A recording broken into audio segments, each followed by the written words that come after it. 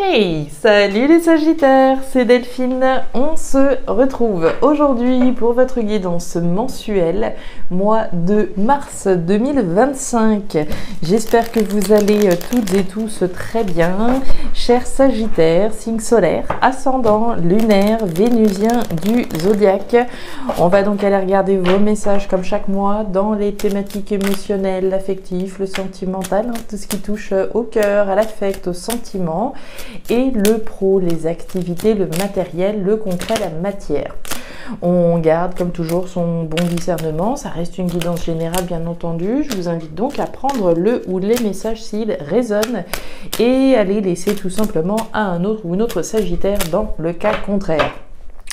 Et puis on va aller chercher tout ça avec l'oracle G et l'oracle des îles. C'est parti les Sagittaires pour ce mois de mars. Wouhou!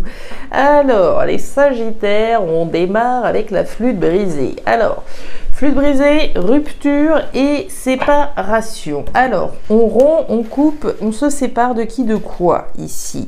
Alors qu'on ne panique pas, hein, on va pas tous rompre avec son partenaire ou avec son boulot, évidemment.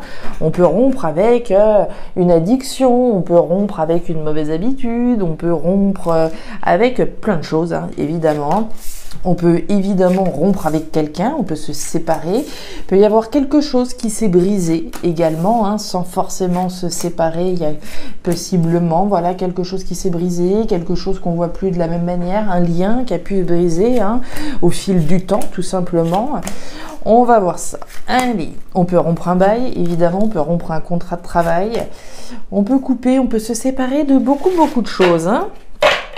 On nous parle du désir que l'on a. Alors, le désir probablement donc de rompre, de se séparer, de couper. Hein. On va parler avec les symboles sexuels, alors de sexualité, de charnel, de gynécologie dans certains cas. Mais on parle surtout du désir qu'on a au fond de soi. Hein. On a peut-être, voilà, au fond de soi envie de couper avec quelque chose ou avec quelqu'un. On a peut-être envie de couper, de rompre avec un style de vie, avec une habitude, avec quelqu'un. Il est question d'un désir. Avec l'énergie des symboles sexuels, on va nous parler d'échanges, de réseaux, de communication également. Hein. Alors, on va voir tout ça avec l'oracle des îles. Qu'est-ce qu'on a pour les Sagittaires ? Les outils. Alors, les outils, c'est le travail. Le travail, plein de choses.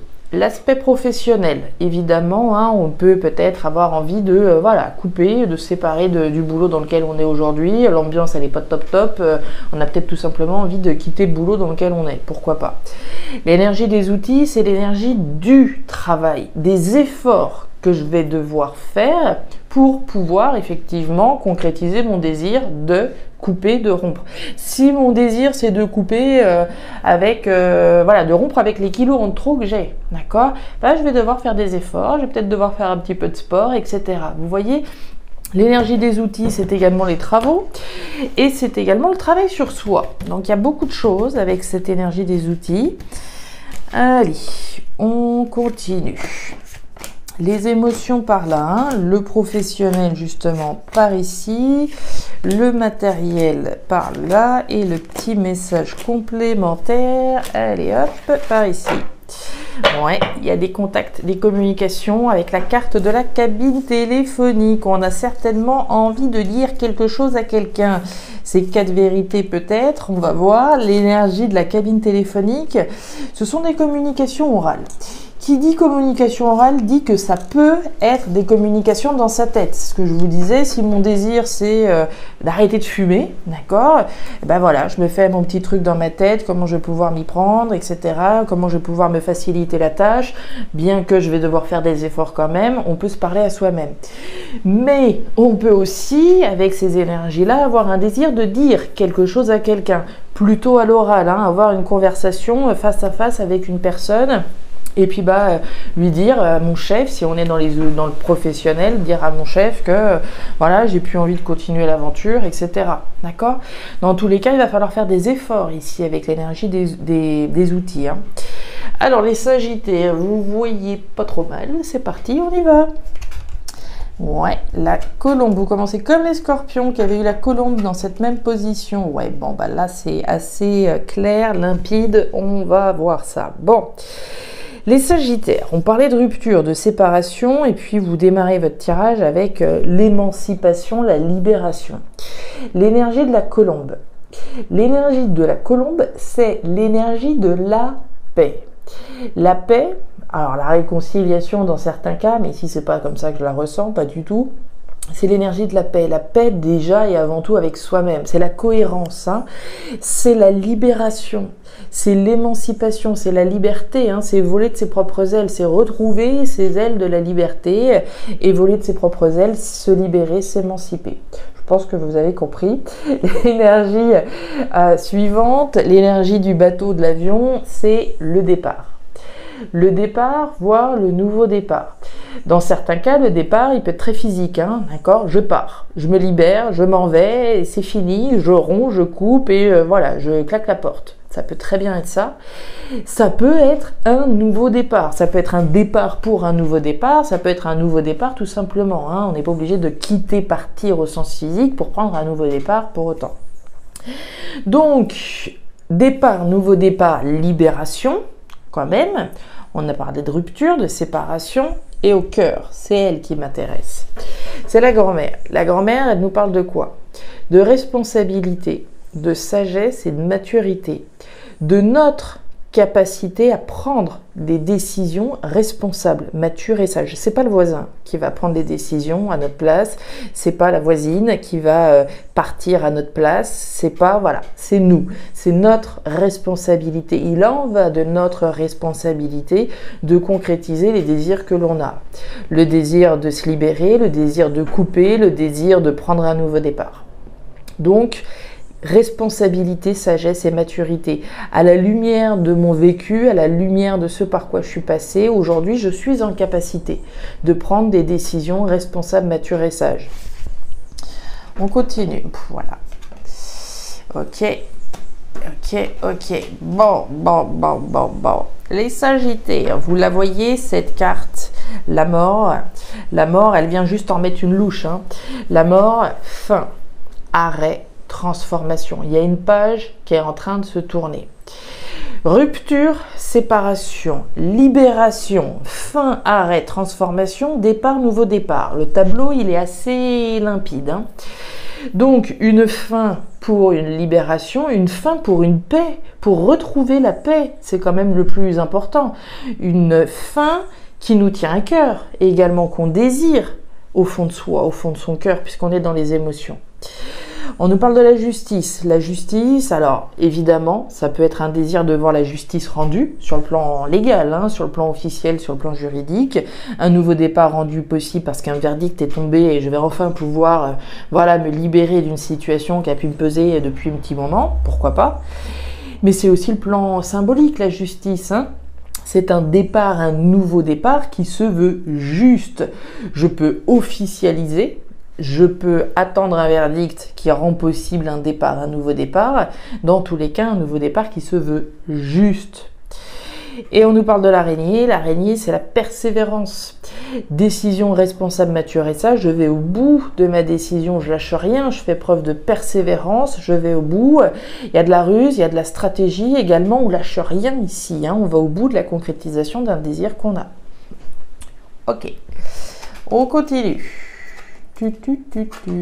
Ok, pas mal du tout même. Alors, j'aurais tendance à penser, les Sagittaires, qu'il y a des contrats qui vont se signer ce mois-ci pour vous. L'énergie, donc thématique professionnelle, hein, les activités, ce sur quoi vous bossez. On va commencer avec le contrat, avec le parchemin. Le parchemin, c'est le contrat, hein, c'est la signature d'une part, sur le plan physique, hein, sur le plan concret, on va nous parler d'une signature.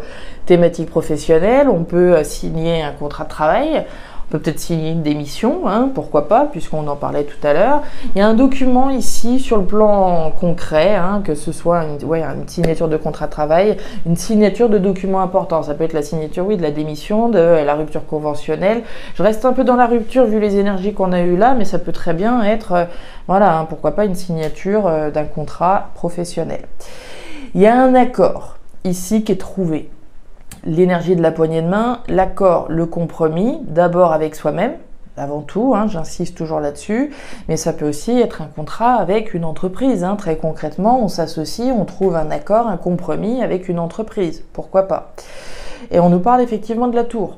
La tour, alors compte tenu de la place dans laquelle elle est et de la thématique professionnelle, ça pourrait très bien représenter un édifice, un organisme sur le plan professionnel ici, avec qui effectivement on signe, on s'engage. Ça, c'est la première chose. Donc voilà, signer un contrat de travail avec une entreprise, hein, ça c'est ok. Dans d'autres cas, on peut entendre ce message sur le plan symbolique. Je prends un engagement, d'accord? L'énergie du parchemin, ça peut être la signature sur le plan physique, mais ça peut aussi être sur le plan symbolique, l'engagement que je prends. L'engagement à construire ce qui me fait plaisir, ce que j'ai envie, etc. C'est l'accord, le compromis que je passe avec moi-même, de m'engager à construire également, voilà, ce que j'ai envie, à construire les désirs que j'ai au fond de moi. La femme, la canne et la carte du tricot rayé. Alors, par rapport à cet accord, ce compromis, cette association, cette collaboration, que ce soit avec vous-même ou avec quelqu'un en face de vous, il y a un petit peu de stress quand même. Hein. L'énergie du tricot rayé va nous parler des peurs qu'on peut avoir. Alors, des peurs peut-être qu'au dernier moment, on ne va pas signer, ou etc. Voilà, c'est des peurs, c'est du mental, mais du stress également par rapport à une collaboration. Hein, éventuellement, si on démarre ici un nouveau boulot, on peut être un petit peu stressé par rapport à ce nouveau poste notamment. Donc des peurs, du stress par rapport à un accord, un compromis, que ce soit avec moi-même ou avec quelqu'un. Il est question de couper pour récolter ici quelque chose, hein. En l'occurrence un contrat, une signature, un engagement. Donc la canne, on coupe pour récolter cette signature. Et on nous parle de la femme, on nous parle de vous, les consultants, les consultantes, et votre capacité ici à fixer l'horizon, à vous projeter, à regarder droit devant, finalement regarder ce que vous avez l'ambition de construire. L'énergie de la ville, hein, c'est la dynamique que je vais mettre au service de ce que j'ai envie de construire. Donc on voit bien qu'ici, vous regardez droit devant ce que vous avez l'intention de construire, les désirs que vous avez. Hein, j'ai l'ambition de construire mes désirs, de les rendre réels, de récolter ici un engagement qui soit cohérent avec mes désirs. Oui, ça peut faire un petit peu peur, mais c'est surtout ici la récolte d'un véritable engagement. On continue sur le plan matériel. Ouais, ok. Alors, on démarre avec la bougie sur le plan financier matériel. On nous parle de la foi que vous avez. Hein. L'énergie de la bougie, c'est la foi qu'on a. On n'a pas de certitude. Hein. C'est l'obscurité qui entoure cette bougie. Hein. Donc, on n'a pas de certitude, mais on a la foi que les choses vont s'arranger, que ça va le faire, que ça va fonctionner, que je concrétiserai les désirs que j'ai, etc. L'énergie de la bougie, c'est également le deuil. C'est la foi que demain sera meilleur, hein, et que les choses que je laisse derrière moi, voilà, elles sont derrière, ou elles vont petit à petit se mettre derrière moi. Et j'ai la foi dans la conquête ou le maintien d'un nouvel équilibre. L'énergie de la balance, hein, c'est l'équilibre et la stabilité. Donc on a la foi ici qu'on va réussir à maintenir ou regagner une forme d'équilibre et de stabilité sur le plan financier, sur le plan matériel. On nous parle de la campagne. La campagne, alors évidemment, ça peut faire référence à une situation qui se déroule à la campagne. Hein. J'ai la foi que voilà, ma petite vie à la campagne, ça va se stabiliser, ça va se tranquilliser, que tout va bien aller, voilà, et ce dans un contexte rural, hein, la campagne. Mais l'énergie de la campagne, c'est aussi la tranquillité. Ici, on parlait d'équilibre, de stabilité. Ici, on parle de tranquillité. Pour moi, il y a une envie de revenir. Hein. L'énergie de la campagne, c'est le retour aux sources. Donc, de revenir ici à un état d'équilibre et de stabilité sur le plan matériel, financier. Ok. Ok, alors, on voit que votre foi, elle est quand même mise à l'épreuve. Hein. L'énergie que vous avez en dessous, c'est le nid de poule. Le nid de poule, c'est quoi? C'est la difficulté qui est sur la route. Hein. C'est, voilà, il y a quelque chose à contourner, à dépasser. C'est un défi, c'est un obstacle. Donc, on voit bien que votre foi, elle est mise à l'épreuve. D'accord? L'énergie du nid de poule, c'est ce qu'elle nous dit. L'énergie suivante, le feu. Le feu, c'est la famille, c'est le foyer, c'est l'habitat, c'est le logement. Donc pour moi, en dépit des obstacles et des difficultés auxquelles vous êtes confrontés, on a quand même la foi qu'on va réussir à retrouver un équilibre pour soi, puisque le feu c'est vous, mais c'est aussi votre famille, c'est votre foyer, c'est votre logement. On va réussir à retrouver un équilibre, voilà, pour soi-même et aussi, voilà, pour son foyer. Et puis on nous parle du tiponche, hein. Le tiponche c'est de réussir quelque chose, hein. On va dire que c'est une petite, c'est comme c'est pas gagner la guerre, mais c'est gagner une bataille. Vous voyez, c'est vraiment ici la foi que au fur et à mesure que les choses vont avancer, on va réussir à gagner, voilà, avoir des petites victoires qui nous permettent de nous accrocher à la foi, qu'on va réussir à regagner cet équilibre et cette stabilité. Mais on voit que concrètement, voilà, vous êtes soumis à des épreuves, hein, en tout cas que votre foi, elle est soumise, elle est au défi, votre foi. On lâche rien, d'accord? On lâche rien. On voit qu'il y a un gros morceau là qui est en train de se produire. Les choses, elles se mettent en place petit à petit. Regardez-moi ça, ouais. Et on retrouve, regardez-moi ça. On a démarré avec la carte de la flûte brisée et on termine avec elle. C'est intéressant, hein? Alors, l'énergie complémentaire. On démarre avec le soleil. Le soleil, c'est la joie, c'est le bonheur, c'est le succès, c'est la félicité, c'est l'abondance. Superbe, hein, énergie évidemment superbe, hein, dans l'oracle G avec l'étoile et l'éléphant, elle fait partie des meilleures lames. Hein. Donc joie, bonheur, abondance, succès, super, la lumière est là, la lumière brille, la justice brille, la fin ici est annoncée et on va enfin pouvoir aller vers autre chose.